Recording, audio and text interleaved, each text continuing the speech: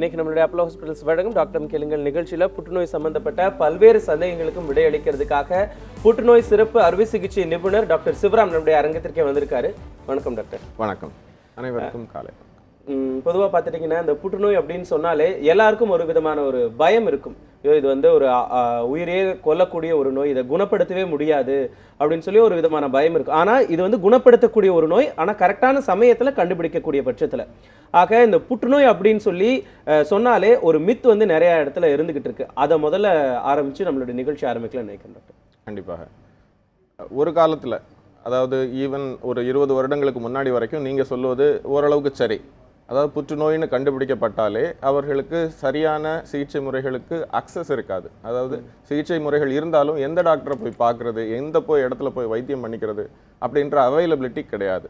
இந்த கடந்த 2 டெக்கேட்ஸில் பயங்கரமான டெவலப்மெண்ட்ஸ். எல்லா இடங்கள்லையும் புற்றுநோய் குறித்த விழிப்புணர்வு மக்களிடையே எவ்வளோ வந்திருக்குதோ அதே மாதிரி மருத்துவ உலகில் பல அளவுக்கு அட்வான்ஸ்மெண்ட்ஸ் நடந்திருக்குது. நிறைய doctors and medical professionals train ஆகிருக்கிறாங்க. So availability is no more an issue. ஆனாலும் மக்கள் மத்தியில் எப்படி கேன்சர் அப்படின்னு சொன்னால் இதற்கு வைத்தியம் இல்லை, என்னால் இதை அஃபோர்ட் பண்ண முடியாது, எனக்கு அவ்வளோ தூரம் போய் ட்ராவல் பண்ண முடியாது, வைத்தியம் செஞ்சாலும் பிரயோஜனம் இல்லை அப்படின்னு கூடிய ஒரு தவறான எண்ணம் மட்டும் இன்னும் மாறலை. இது முழுக்க தவறான ஒரு எண்ணம். சொல்லப்போனால் இந்த மாதிரி ஒரு தவறான பல எண்ணங்களின் வெளிப்பாடாகவே தான் புற்றுநோயை உருவாகுதுன்னு கூட ஒரு வகையில் சொல்லலாம். ஏன்னா வாழ்க்கை முறை குறித்த தவறான புரிதல், அணுகுமுறை இதற்கு மூல காரணமாகவே இருக்குது. அதனால இந்த எண்ணம் மட்டும் மாறாது இருப்பது ஒன்றும் ஆச்சரியம் இல்லை. ஸோ நம்ம கேன்சரை குறித்து, புற்றுநோயை குறித்து நம்மளுடைய எண்ண ஓட்டத்தையும் அணுகுமுறையும் நம்ம கண்டிப்பாக மாற்றிக்கணும். கண்டிப்பாக அந்த சைக்கலாஜிக்கலான இருக்கக்கூடிய அந்த ஃபேக்டர்ஸ் எல்லாம் அப்படிங்கிறத பற்றி நீங்கள் சொல்லியிருக்கீங்க. அது மட்டும் இல்லாமல் ஃபிசிக்கலாக என்னென்ன ஃபேக்டர்ஸ் எல்லாம் இதை இன்ஃப்ளூயன்ஸ் பண்ணுது? வாழ்க்கை முறை அப்படின்னு சொல்லக்கூடிய ஒரே வார்த்தையில் நம்ம இது எல்லாத்தையும் அடக்கிடலாம். ஏன் இந்த 25 வருடங்களில் நீங்கள் சொன்னீங்க 25 லட்சம் பேர் இன்னைக்கு பாதிக்கப்படுறாங்க, பல பேர் உயிரிழக்கிறாங்க, ஏன் இது நடக்குது அப்படின்னு குறித்தமானால், பரிணாம வளர்ச்சியில் 2,10,000 ஆண்டுகளாக மனித இனம் இருக்குன்னு சொல்கிறோம். நமக்கு தெரிந்த அளவில், அதாவது வரலாற்று பதிவுகள் இருக்கிறபடி கடந்த 2000 வருடங்களில் புற்றுநோய் குறித்து எந்த ஒரு பெரிய விதமான பதிவுகளும் இல்லை. பல நோய்கள் குறித்து இருந்தாலும் புற்றுநோய் மென்ஷன் இருக்குதே தவிர விளக்கமாக இல்லை. இதுல இருந்து என்ன தெரியுது? சங்க காலத்திலேயோ ஏதோ ஒன்று, அப்பவும் மக்கள் இருந்திருக்கிறாங்க, அப்பவும் நாகரிகம் வளர்ந்துதான் இருந்திருக்கு. ஆனா இது ஒரு பிரச்சனையாக இல்லை. இது இப்போதைய இந்த நூற்றாண்டின் பிரச்சனைன்னு சொல்லலாம். இனி வரும் நூற்றாண்டின் மிகப்பெரிய பிரச்சனையாகவும் இது மாறுறதற்கான வாய்ப்பு கண்டிப்பாக இருக்கு. என்ன காரணம்? வாழ்க்கை முறை. நம்மளுடைய தாத்தா பாட்டியுடைய வாழ்க்கை முறைக்கும் நமக்கும் அத்தனை வித்தியாசம். உணவு உடுத்துவதிலாகட்டும், வேலை செய்வதிலாகட்டும், இந்த வாழ்க்கை முறை, இந்த மாற்றங்கள் மெல்ல மெல்ல ஒவ்வொரு நம்மளுடைய உடலை பாதிக்கிறது, மனதை பாதிக்கிறது. கடைசியில் அது வந்து புற்றுநோயாக மாறக்கூடிய வாய்ப்பு இருக்குது. ஸோ இப்போ நம்ம முதல்ல புரிஞ்சுக்க வேண்டிய ஒன்று, நம்மளுடைய தாத்தா பாட்டி அப்படின்னு சொல்லக்கூடிய நம்மளுடைய பரம்பரை மேலே ஒரு உயர்ந்த எண்ணம் நமக்கு வேணும். வெளிநாட்டு மோகம், இன்றைக்கு we say westernisation in everything. சொல்லப்போனால் கடந்த நூற்றாண்டு வரைக்கும் கூட வெளிநாட்டிலிருந்து தான் நம்மளை தேடி வந்திருக்கிறாங்க. இன்றைக்கு நம்ம மேலை நாட்டு மோகம், கடல் கடந்து செல்வது ஒரு காலத்தில் மக்களுக்கு வந்து அது ஒரு தரக்குறைவாகவும் சமுதாயத்திலிருந்து ஒதுக்கி வைக்கப்படக்கூடிய ஒரு சம்பவமாகவுமே இருந்திருக்கிறது. ஆனால் இன்றைக்கு வெளிநாடுகளில் ஒரு பொருள் அறிமுகப்படுத்தப்பட்டால் அது அதே நாட்களில் இங்கு கிடைக்குது. ஒரு மூவியாக இருக்கட்டும், ஒரு நியூ லேட்டஸ்ட் ஒரு கேட்ஜெட்டாக இருக்கட்டும், இன்றைக்கு இருக்குது. நம்ம எல்லாத்தையும் அப்படியே செய்யணும்னு நினைக்கிறோம். சொல்லப்போனால் நம்மளுடைய சீதோஷ்ண நிலைக்கோ, நம்மளுடைய பழக்க வழக்கத்திற்கோ, நம்மளுடைய வாழ்க்கை முறைக்கு அது ஏற்புடையதாக இருக்கிறதா என்பதை நாம் யாரும் யோசிப்பதில்லை. கண்டிப்பா இன்னைக்கு நமக்கு ஏற்படக்கூடிய ஒவ்வொரு நோய்களுக்குமான மிக முக்கியமான அந்த பின்னணியில் இருக்கக்கூடிய காரணத்தை வந்து ரொம்ப அழகா சொன்னீங்க. எந்த அளவுக்கு வளர்ச்சி அப்படிங்கிறது அதிகரிச்சுட்டே இருக்கோ அதே அளவுக்கு நமக்களுடைய பாதிப்புகள் அப்படிங்கிறதும் தொடர்ந்து அதிகரிச்சுட்டு தான் இருக்கு. இந்த புற்றுநோய் தொடர்பான எந்த விதமான சந்தேகங்கள் இருந்தாலும் நிகழ்ச்சியை பார்த்து கொண்டிருக்கக்கூடிய நேயர்கள் நீங்களும் கீழே கொடுக்கப்பட்டிருக்கக்கூடிய அந்த தொலைபேசி எண்ணுக்கு அழைத்து டாக்டர் கிட்ட தெளிவான விளக்கங்களை பெறலாம். டாக்டர், பல்வேறு விஷயங்கள் வந்து நீங்க அந்த ஃபேக்டர்ஸ் எல்லாம் சொல்லியிருக்கீங்க. பொதுவாகவே கேன்சர், புற்றுநோய் அப்படின்னு சொன்னாலே ஏதாவது ஒரு கட்டி வரும், அந்த கட்டி தான் வந்து கேன்சரா மாறும் அப்படிங்கிற மாதிரியான ஒரு விஷயம் வந்து நிறைய பேருக்கு ஒரு விழிப்புணர்வே இல்லாம இருக்கு. சாதாரண ஒரு கட்டிக்கும் அது ஒரு கொழுப்பு கட்டியா இருக்கலாம், இல்லது வேறு ஏதாவது ஒரு ஹீட்டுக்கான வந்த ஒரு ஹீட் பாயிலா கூட இருக்கலாம். ஆனா அது வந்து புற்றுநோயா இருக்குமா அப்படிங்கிற ஒரு விதமான பயம் இருக்கும். இதே ஒருவேளை புற்றுநோய் கட்டியாக இருந்தாலும் அதை வந்து சரி ஓகே இது சாதாரண கட்டி தான் அப்படின்னு சொல்லி விடுறதுக்கான வாய்ப்புகளும் இருக்கு. ஸோ இந்த சாதாரண கட்டிக்கும் இந்த புற்றுநோய் கட்டிக்குமான வித்தியாசத்தை எப்படி கண்டுபிடிக்கிறது?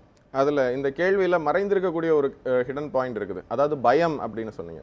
இப்போ சாதாரணமாக ஒரு சம்பவம் நடக்கும் பொழுது, சப்போஸ் மழை பெய்யுதுன்னு வச்சுக்கோங்களேன், அது நடக்கக்கூடிய ஒரு சம்பவம், நம்ம யாரும் அது குறித்து பயப்படுவதில்லை. புயலாக மாறக்கூடிய வாய்ப்பு இருக்குது.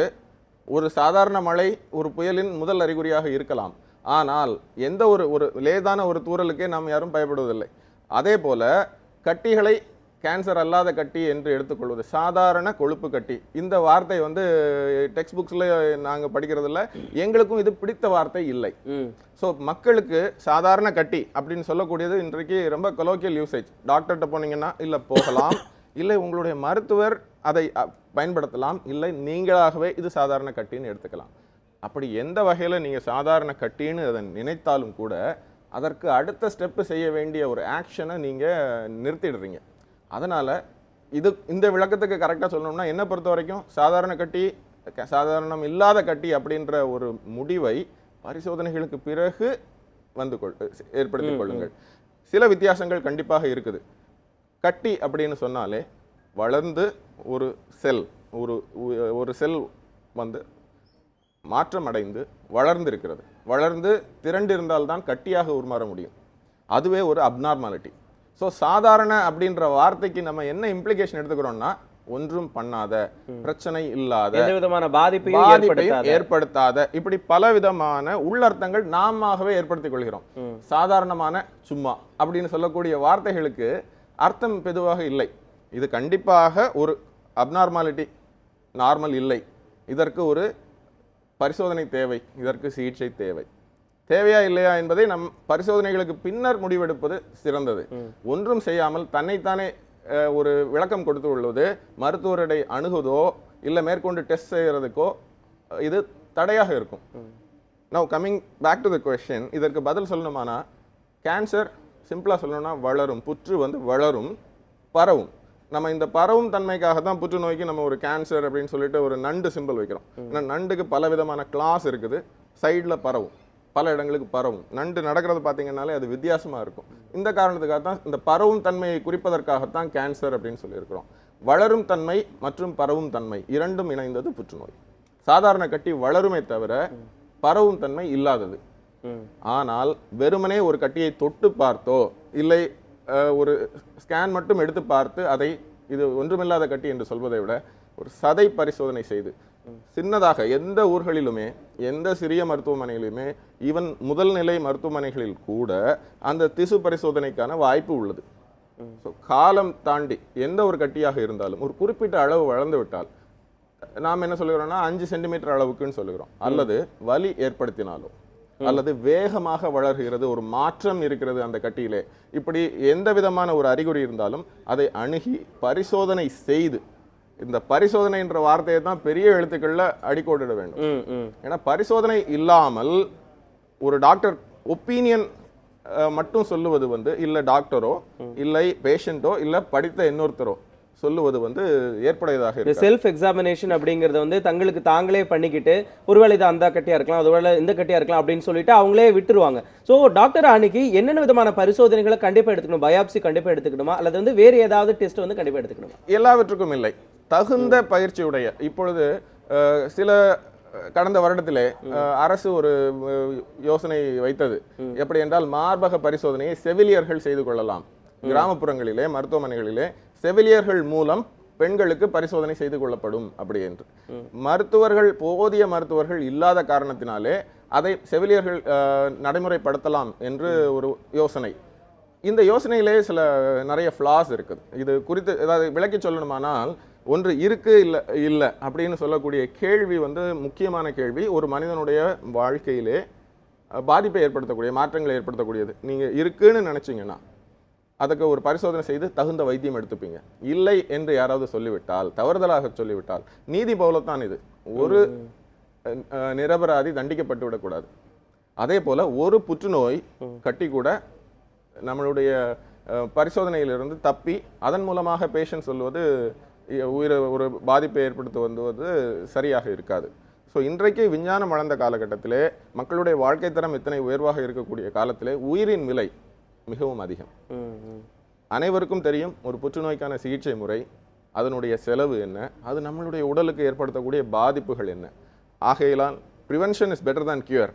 ஆனால் ப்ரிவென்ஷன் என்பது சாத்தியமில்லாத நிலையில் ஏர்லி டயக்னோசிஸ்னு சொல்லக்கூடிய விழிப்புணர்வும் அவேர்னஸ் அண்ட் ஏர்லி டயக்னோசிஸ்.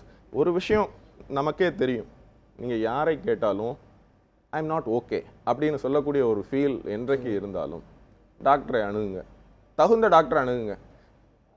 டாக்டரிடம் கலந்து பேசுவதோ டாக்டரை கண்டு பயப்பட வேண்டிய அவசியம் இந்த காலத்தில் இல்லை. அதே போல் ஸ்பெஷலிஸ்டுகளைத்தான் தேடி ஓட வேண்டும் என்பதும் இல்லை.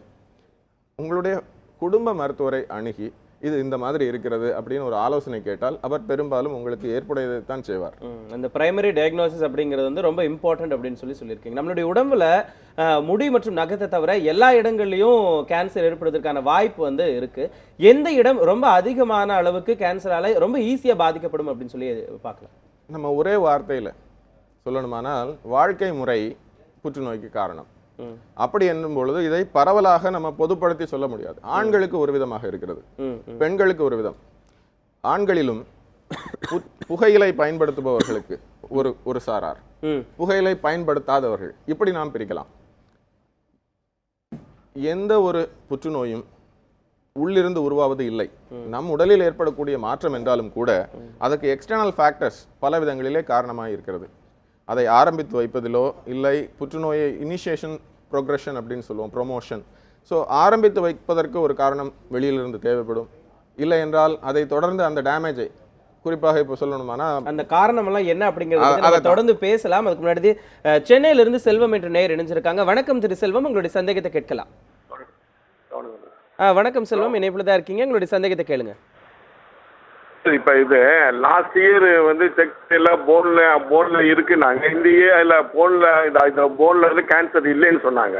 சரிங்க. இப்போ இது பண்ணி இப்போ டெஸ்ட் பண்ண நான் வந்து கீழே விழுந்தது, அதை வந்து இது கேன்சர்ன்னு போன் ஸ்கேனை வச்சு சொல்றாங்க. மற்ற எல்லாமே லிவர் எல்லாமே நல்லா இருக்கு, எந்த ப்ராப்ளமும் இல்லை.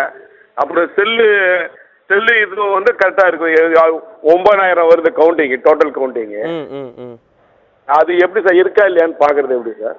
அவருடைய கேள்வி என்ன அப்படின்னா, எலும்புல வந்து இருக்கு அப்படின்னு சொல்லியிருக்காங்க. 9,000 கவுண்ட் இருக்கு அப்படின்னு சொல்லி வெள்ளை அணுக்களை பத்தி சொல்லியிருக்காங்க. ஆனா அது இருக்கா இல்லையான்னு எப்படி கண்டுபிடிக்கிறது அப்படிங்கிறது அவருடைய சந்தேகமா இருக்கு. நம்ம ஏற்கனவே when in doubt do a biopsy, இது வந்து ஒரு காலங்காலமாக சொல்லக்கூடியது. ஒரு குழப்பம் ஏற்படுகிறது, ஒரு சந்தேகம் ஏற்படுகிறது என்றால் அதை நிவர்த்தி செய்வதற்கு கண்ணால் காண்பதை போல, அதே போல தீர விசாரிப்பதுன்னு சொல்லுவோம். கண்ணால் காண்பதும் போய் தீர விசாரிப்பதே மெய். ஸோ அதுபோல் எந்த ஒரு விஷயத்திற்கும் 3 விதமான ஒரு அணுகுமுறை இருக்கிறது. பேஷண்டிடம் முதலில் இது என்ன அறிகுறிகளை கேட்டறிவது, கிளினிக்கல் எக்ஸாமினேஷன், காலம் தொட்டு வரக்கூடிய முறை. அடுத்தது இன்றைக்கு இருக்கக்கூடிய நவீன இமேஜிங் முறைகள், அதாவது ஸ்கேன் எடுத்து பார்க்கலாம், எக்ஸ்ரே, குறிப்பிட்டத்தக்க எல்லாத்துக்கும் ஒரு பொதுப்படையான ஒரே டெஸ்ட்டுன்னு கிடையாது. அது இருக்கக்கூடிய இடத்தை பொறுத்து சில இடங்களில் எம்ஆர்ஐ என்ன சொல்லக்கூடிய மேக்னெட்டிக் ரெசனன்ஸ் சுப்பீரியராக இருக்கும். சில இடங்களில் அந்த போனுக்கு மட்டும் இமேஜ் பண்ணி பார்க்கக்கூடிய ஸ்பெசிஃபிக்கான இமேஜிங் ஒன்று பண்ணிக்கொண்டு, அடுத்தது இது எதனால் ஏற்படுகிறது, அவர் ரொம்ப 2 விதமான ஒரு இன்ஃபர்மேஷன் கொடுத்துருக்கிறார். ஒன்று எலும்புகளை பற்றி சொன்னார், இன்னொன்று வெள்ளை அணுக்களை பற்றி சொல்கிறார். மூன்றாவது வந்து நம்ம முதல்ல சொன்னோம் கிளினிக்கல் எக்ஸாமினேஷன், அடுத்தது ஒரு தேவையான இமேஜிங் மொடாலிட்டி, மூன்றாவது ஒரு பயாப்சி, டார்கெட்டட் பயாப்சி. எந்த இடத்தில் பிரச்சனை இருக்கிறதோ அதிலிருந்து ஒரு சதை எடுத்து பார்ப்பது. ரத்தத்திலே பிரச்சனை இருக்கிறதா என்று ஒரு பிளட் சாம்பிளில் நமக்கு ஈஸியாக தெரிஞ்சு போயிடும். எலும்புகளில் இவர் என்ன சொல்லலைன்னா அவருக்கு வேற எங்கேயும் பிரச்சனை இருக்கா, அதுதான் முதல்ல. ஒரு மனிதரை ஒரு கட்டியை அல்லது ஒரு நோயை முழுமையாக அணுக வேண்டும். தலை முதல் கால் வரை எக்ஸாமினேஷன் பண்ணக்கூடியது மிகவும் முக்கியம். பழைய காலத்தில் சொல்லப்போனால் டாக்டர் சொல்லுவாங்க, வாய் திறந்து காமி, காதில் லைட் அடித்து பார்க்குறது, இந்த மாதிரியான அதுக்கெல்லாம் ரெலவன்ஸ் இருக்கோ இல்லையோ, கண்டிப்பாக ரெலவன்ஸ் இருக்குது. ஹெட் டு டோ ஒரு கம்ப்ளீட் எக்ஸாமினேஷன் பண்ணுவதற்கு இன்று வரைக்கும் ஒரு ரீப்ளேஸ்மெண்ட் இல்லை. ஸோ எந்த ஒரு பேஷண்ட்டுக்கும் நம்ம ஒரு பிரச்சனையை தீர்க்கணுமானா முதல்ல அவங்ககிட்ட இது என்ன இருக்குது, ஒரு 2 இன்ஃபர்மேஷன் கொடுத்துருக்கிறாரு. உங்களுக்கு காய்ச்சல் இருக்கிறதா, வலி இருக்கிறதா, எலும்புகளிலே வேறு எதுவும் பிரச்சனை இருக்கிறதா என்பதை எல்லாம் பார்த்துவிட்டு கடைசி டெஸ்ட்டை சொல்ல பண்ணோம்னா ஒரு பயாப்சி, அது வந்து தான் அவருக்கு வித்தியாசத்தை இருக்கா இல்லையா அப்படின்றத தெளிவுபடுத்த முடியும். அவருக்கு தொடர்ந்து ராதா என்ற நேர் கோவையிலிருந்து இணைஞ்சிருக்காங்க. வணக்கம்மா, உங்களுடைய சந்தேகத்தை கேளுங்க. ஹலோ வணக்கம்மா, நீங்க இணைப்புல தான் இருக்கீங்க, உங்களுடைய சந்தேகத்தை கேளுங்க. நான் அம்மாக்காக கேட்கணும். சொல்லுங்கம்மா. ஆ, அம்மா வந்து சின்ன வயசுல பிறந்தப்ப இருந்தே தலையில வந்து மருகு மாதிரி ஒரு பெருசா இருந்துச்சுங்க. சரி. அது திடீர்னு இப்போ ஒரு 2 இயர்ஸ்க்கு முன்னாடி வந்து அம்மா கீழே டேபிள்ல இடிச்சு அது வந்து புண்ணு மாதிரி மாறிடுச்சுங்க. ம். ஹாஸ்பிட்டல் போய் பார்த்தப்ப அதை வந்து சின்னதா அந்த புண்ணை வந்து கட் பண்ணி டெஸ்ட் பண்ணி பார்த்தாங்க. ம். அதுல வந்து கேன்சர்னு வந்திருக்குங்க. ம். ம். ஆனா இன்னொரு டாக்டர் கிட்ட போய் கேட்டப்ப அம்மாக்கு வந்து சுகர் இருக்கனால அந்த மாதிரி ஆயிடுச்சு ம். அப்படின்னு சொல்றாங்க. டாக்டர், அவங்க அம்மாவுக்கு வந்து தலையில மருகு மாதிரி இருந்திருக்கு. அதை போய் செக் பண்ணதுல வந்து கேன்சர் அப்படின்னு சொல்லி பயாப்சி பண்ணியிருப்பாங்க போல, கேன்சர் அப்படின்னு சொல்லியிருக்கிறாங்க.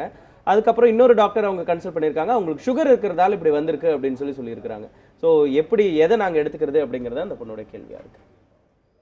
எப்பொருள் யார் யார் வாய் கேட்பினும் அப்பொருள் மெய்ப்பொருள் காண்பது அறிவு. இப்போது இந்த சூழ்நிலையில் நம்ம பேஷண்ட்டை இன்னும் பார்க்கல, ஆனால் அவங்க சொல்லுறாங்க ஒருத்தர் பயாப்சி பண்ணியிருக்கிறார், இன்னொருத்தர் சுகர் இருக்குன்னு சொல்லியிருக்கிறார்.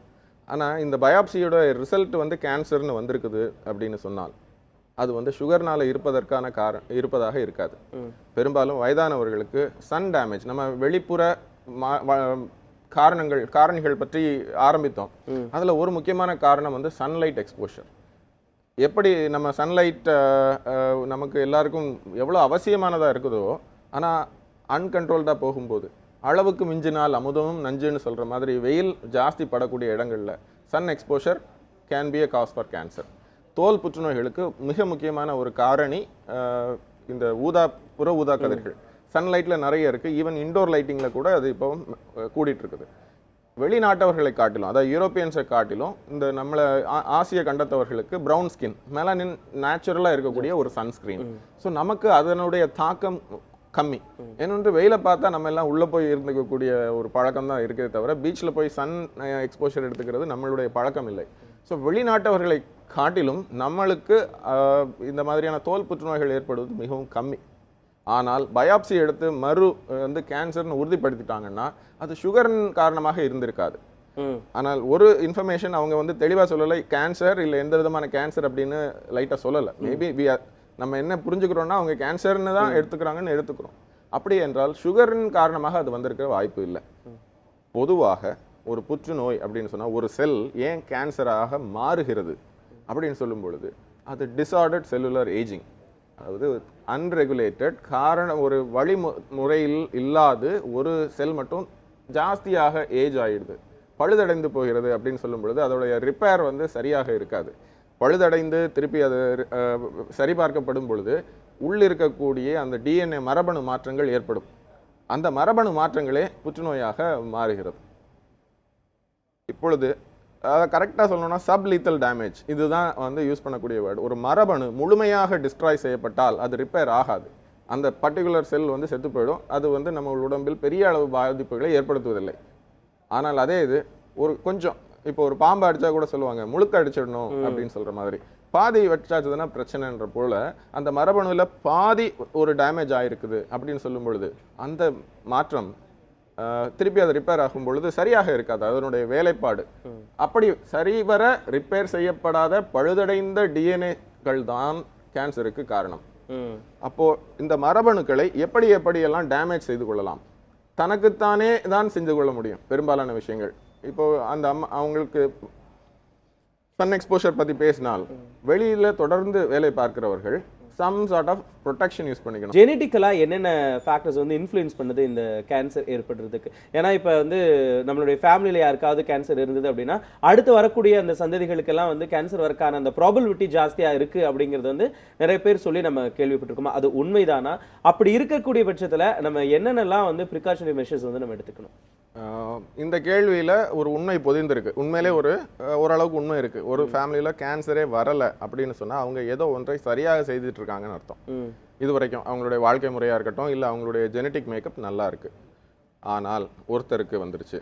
இப்போ இன்றைக்கு இது சாதாரண சூழ்நிலை.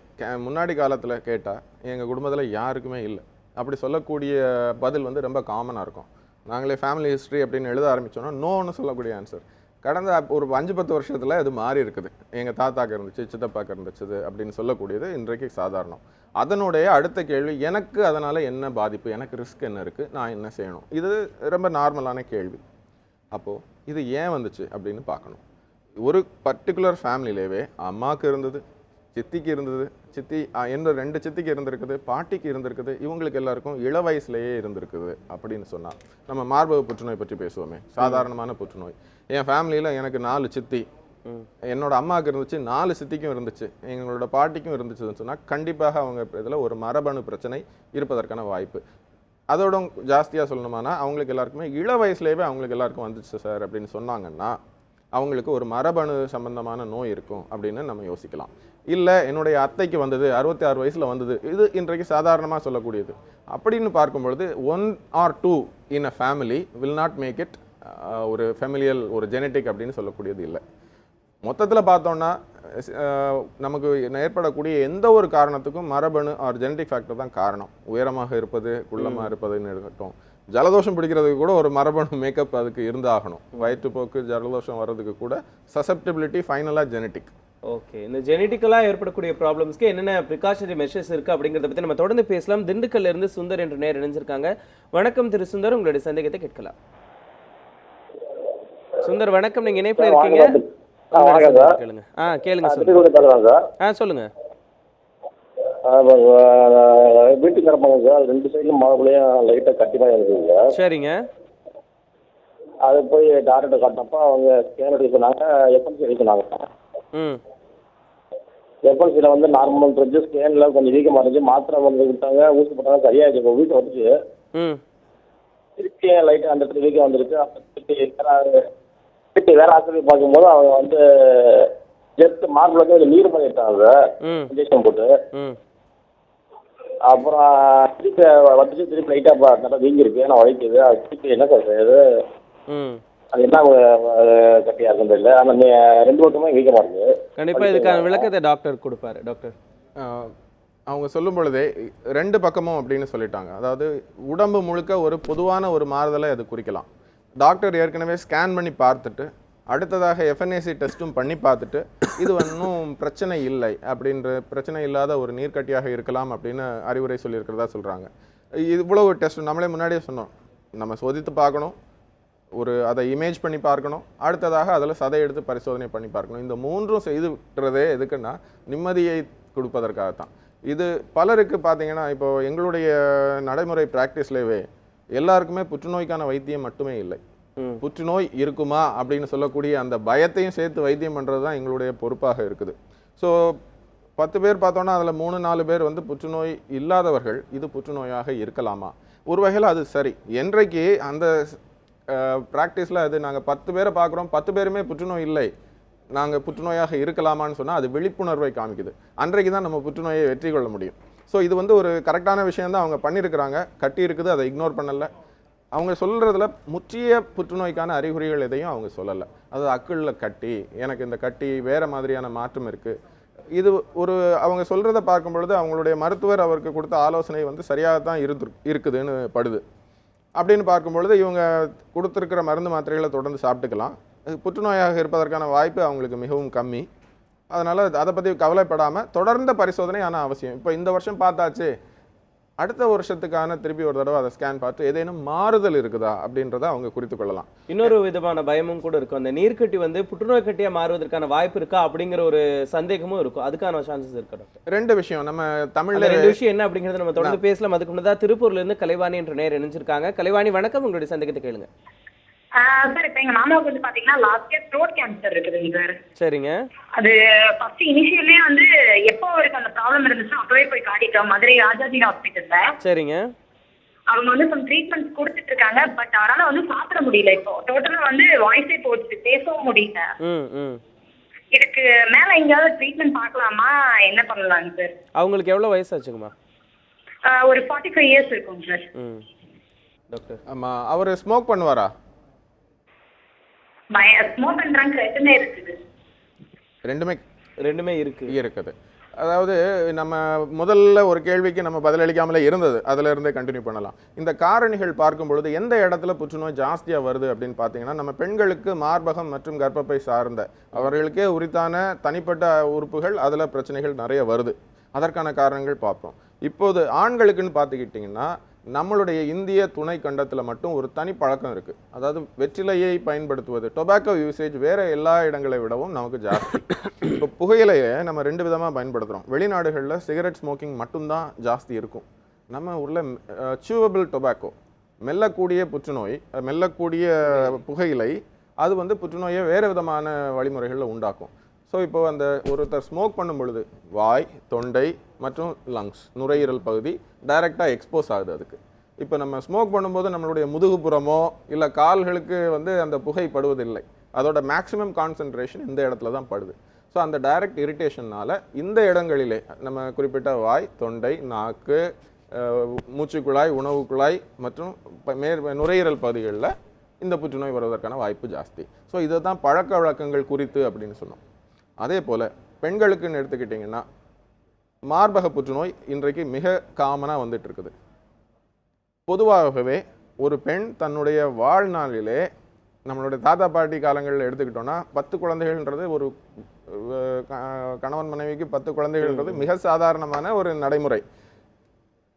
ஆனால் இன்றைக்கி 2 அரசாங்கமே சில விஷயங்களை அட்வைஸ் பண்ணிச்சது. பாப்புலேஷன் கண்ட்ரோல்னு சொல்லும் பொழுது நம்ம வாழ்க்கை முறையை மாற்றி இருக்கிறோம். அப்படின்னு பார்க்கும் பொழுது ஒரு பொருளை பயன்படுத்தாமல் நம்ம வச்சுக்கிட்டே இருந்தோம்னா அது டேமேஜ் ஆகி டிஸ்யூஸ் ஆகிறதுக்கான வாய்ப்புகள் ஜாஸ்தி. ஸோ அந்த வகையில் கர்ப்பப்பையும் சரி மார்பகங்களும் சரி அதற்கான பயனை செய்யாமல் இருக்குது, வேலையை செய்யாமல் இருக்கிறதுனால தொடர்ந்து ஒரு ஹார்மோனல் இன்ஃப்ளூயன்ஸ் அதுக்கு இருந்துட்டு இருக்குது. ஒவ்வொரு மாதவிடாய் சுழற்சியின் போதும் அந்த ஹார்மோனல் எக்ஸ்போஷர் அவங்களுக்கு படுது. அதனால் அந்த பிரஸ்ட் கேன்சர் வருவதற்கான வாய்ப்பு, அந்த ஸ்டிமுலேஷன் வந்து ஜாஸ்தியாக இருக்குது, இந்த ஹார்மோனல் ஸ்டிமுலேஷன். ஸோ இதனால் பெண்களுக்கு கர்ப்பப்பை சம்பந்தமான பிரச்சனைகளும் மார்பக புற்றுநோய்களும் அதிகமாக வர்றதுக்கு இது ஒரு காரணம். இப்போ அடுத்தது இவங்களுக்கு சொல்லுவோம், இவங்க ஸ்மோக்கர், ஹெவி ஸ்மோக்கர் அப்படின்னு சொல்கிறாங்க. ஸோ அப்படின்ற பொழுது அவருக்கு இது இப்போது தான் எந்த ஒரு புற்றுநோயை பொறுத்த வரைக்கும் நம்மளுடைய ஒரு அணுகுமுறை, ஒரு புரிதல் என்னென்னா இது வரும், வேகமாக பரவும், ஆளை கொன்னுடும். அப்படி இல்லை, அது வந்து மிக மிக தவறான ஒரு புரிதல். இன்றைக்கு பார்க்குறவங்களும் சரி கேட்குறவங்களும் சரி ஒரே ஒரு விஷயம் புரிஞ்சுக்கணும்னா புற்றுநோய் மிக மெதுவாக வளர்ந்து கொள்ளக்கூடியது, மெல்ல கொல்லும் நோய், அவ்வளோதான்.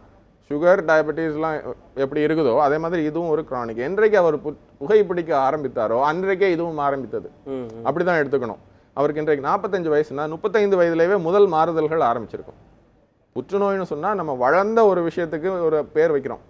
இப்போது ஒரு ஆலமரம் ஒரு விதையிலேருந்து வர்றது போல் புற்றுநோயும் ஒரு சிங்கிள் செல்லுலேருந்து தான் வருது.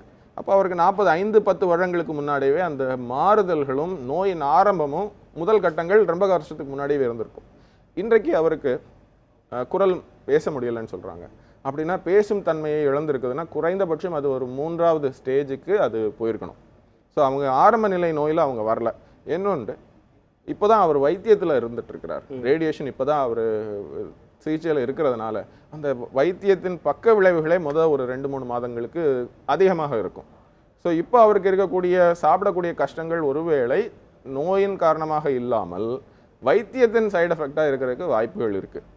இன்னொன்று, அவங்க ராஜாஜி மருத்துவமனை தென் தமிழகத்தின் மிகப்பெரிய ஒரு ரீஜனல் கேன்சர் சென்டரில் தான் இருக்கிறாங்க. அங்கு தகுந்த மருத்துவர்கள் இருக்கிறாங்க. மருத்துவர்களின் மேற்பார்வையில் இருக்கும்போது இன்னொரு மருத்துவரை அணுகணுன்றதை விடவும் உங்களுடைய மருத்துவரிடம் கலந்து பேசுங்கள். நேரில் சென்று பேசினால் விளக்கம் கேட்டால் யாரும் இல்லைன்னு சொல்ல மாட்டாங்க.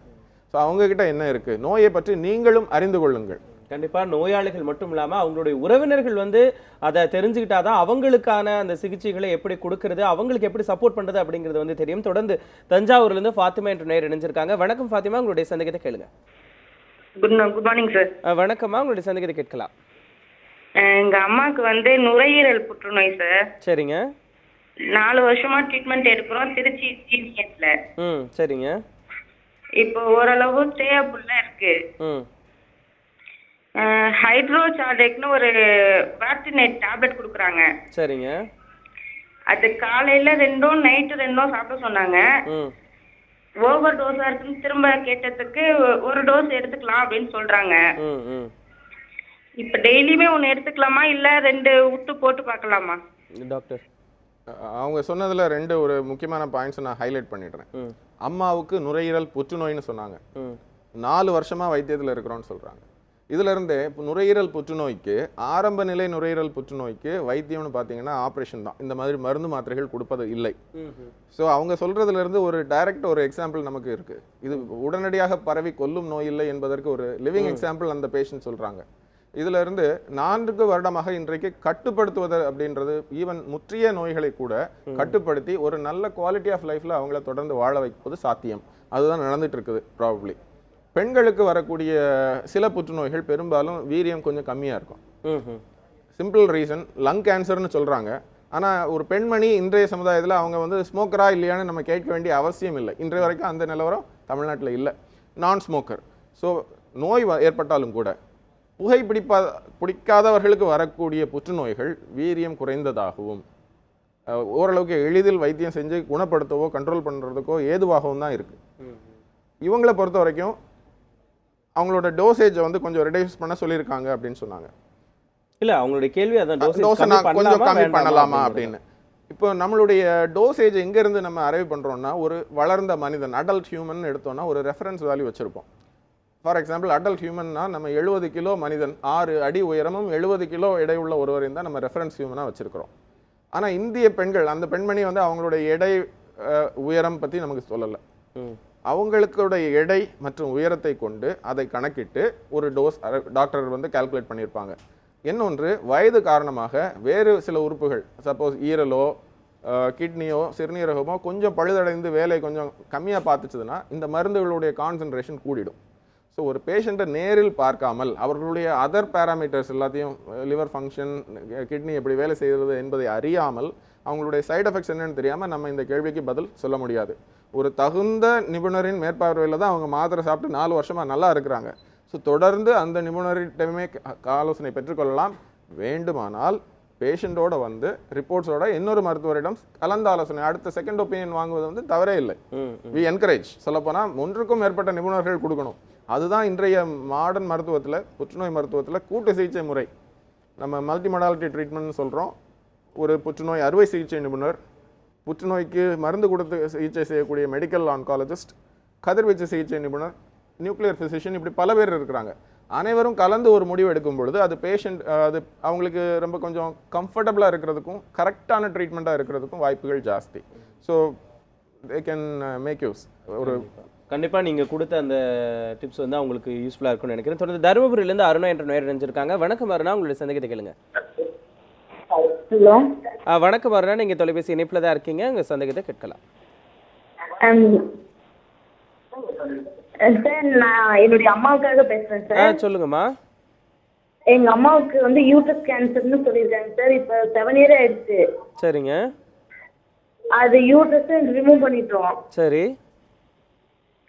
ரிமூவ் பண்ணிட்டு திரும்பியும் ட்ரீட்மெண்ட் பண்ணிட்டு இருந்தேன் சார். ஓரளவுக்கு நல்லா க்யூர் ஆகிட்டு எல்லா வேலையும்.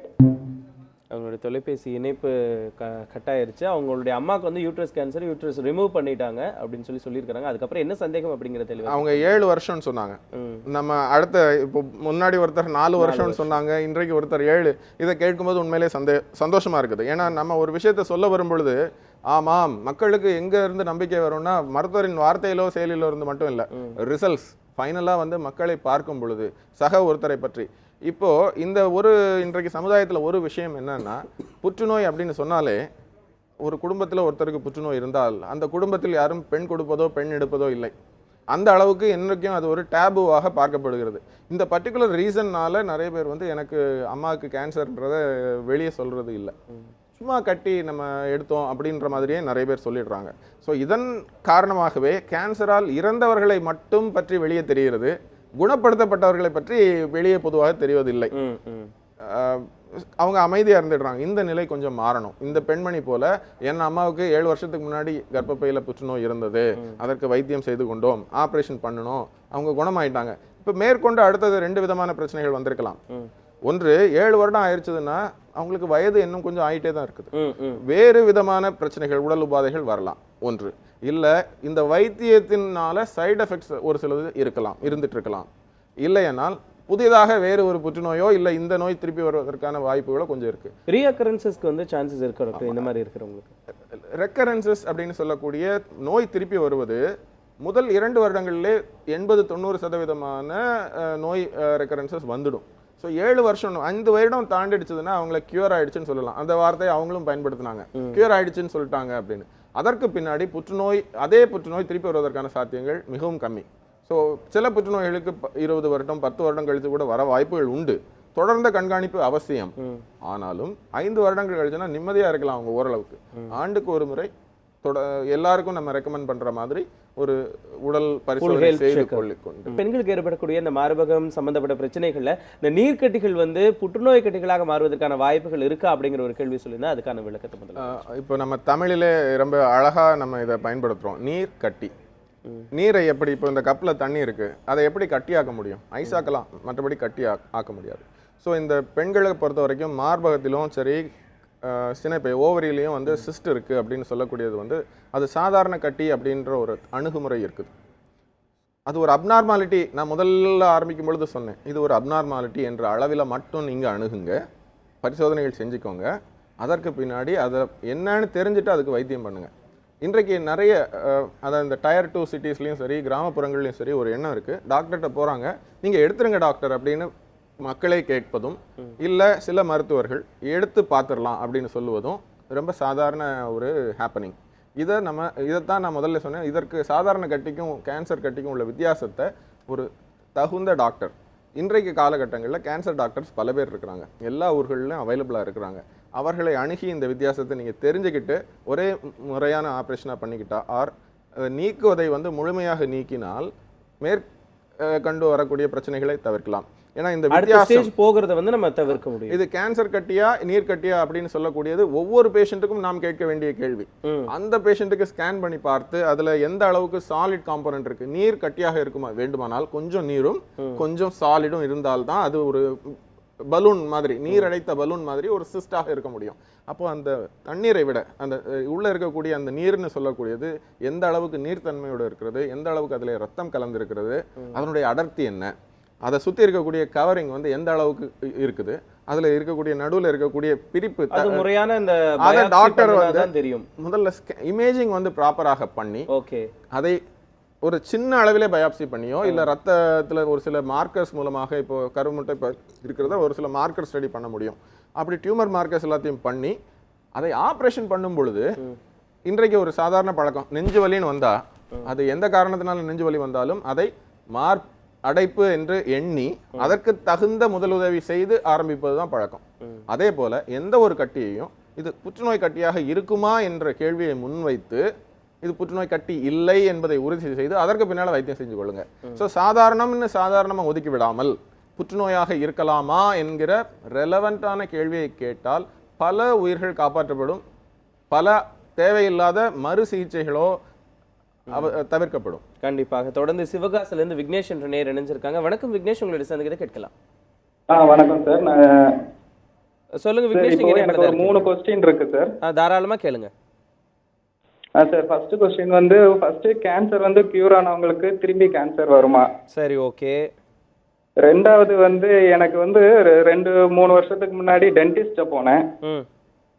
அப்போ வந்து டென்டிஸ்ட் அது வாயில பல் வந்து கடைசி பல் வந்து அந்த சதையோட இணையிற பகுதியில வந்து அந்த பல் வந்து லேசா பட்டு இரிட்டேஷன் இருந்துட்டே இருக்கு. அதை வந்து அவர்கிட்ட கேட்டப்போ இது ஒரு 2-3 இயர்ஸ்ல வந்து இது மேபி இதா மாறலாம், கேன்சர் அந்த இதுக்கு மாறலாம் அப்படின்னு சொன்னாங்க. சரி.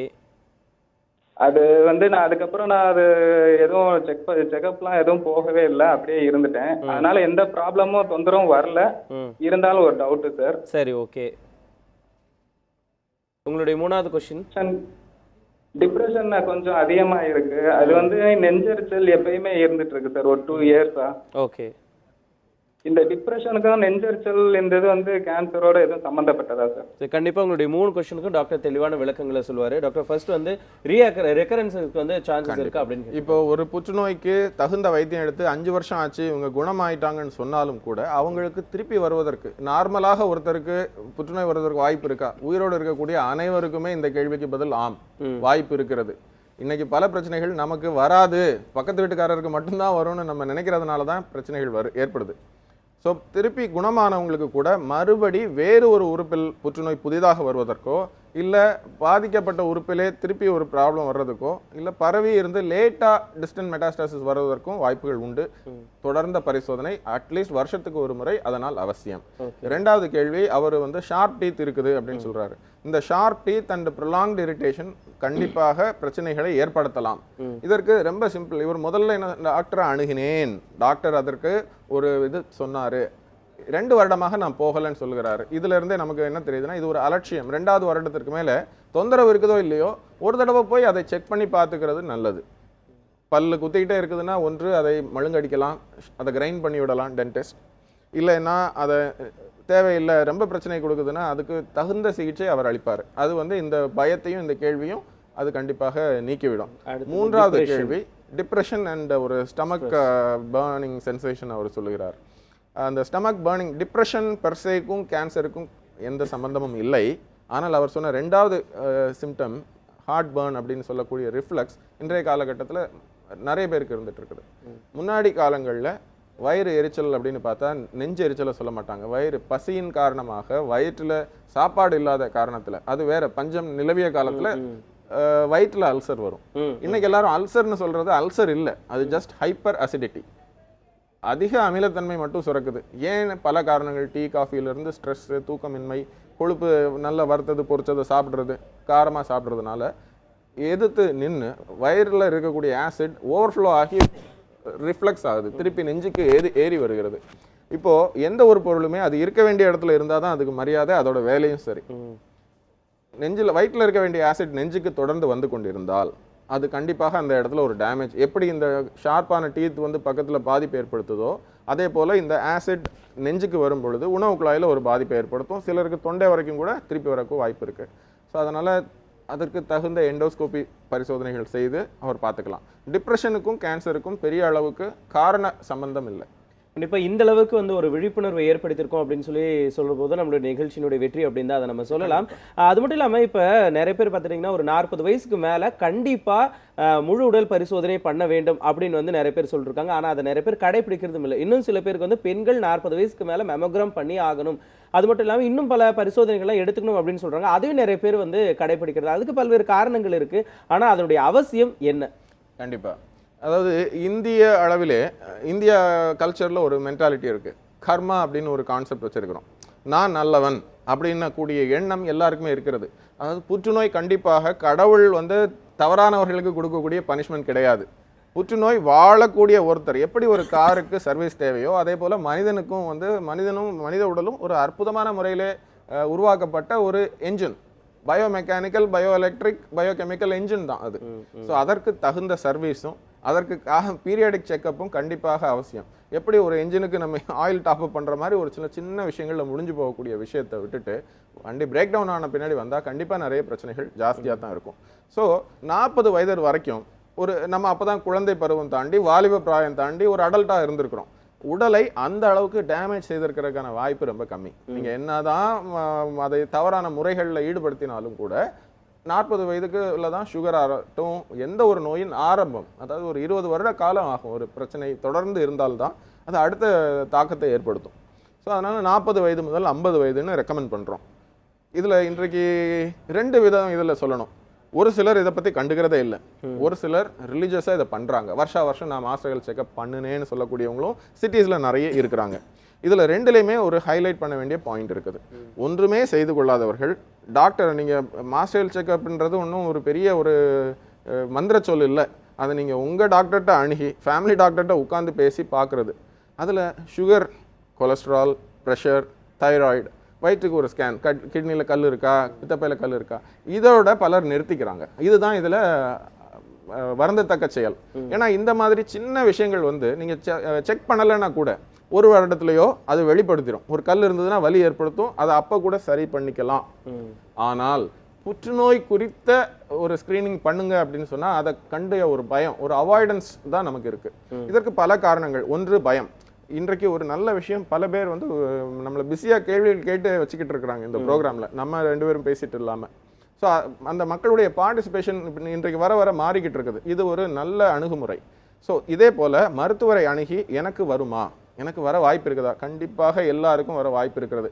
எனக்கு வராது என்கிற எண்ணத்தை விட்டு எனக்கு வரலாம், நான் அதனால் அதுல இருந்து நான் தப்பிச்சு விழிப்பா வருவேன் இருந்துக்கிறேன். அப்படிங்கறது வந்து கண்டிப்பா அது அவங்க எனக்கு கண்டிப்பா வரதுக்கு மனசுல வாய்ப்பு உறுதியா இருக்கு. எடுத்துக்கணும். ஆனா நான் வரும் முன் காப்பேன், வந்தாலும் நான் அதுல இருந்து தப்பித்துக் கொள்வேன் என்கிற எண்ணம் தான் விழிப்புணர்வு.